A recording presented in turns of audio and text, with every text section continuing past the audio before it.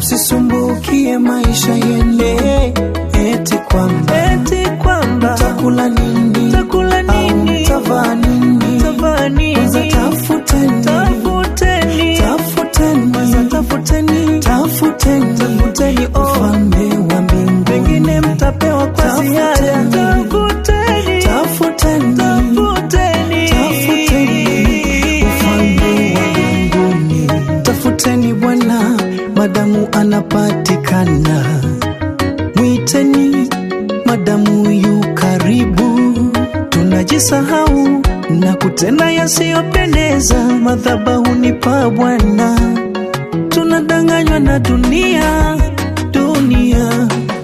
Tumekuwa kama Mafarisayo, kuosha kikombe nje ndani kuchafu vile vile. Tu utafute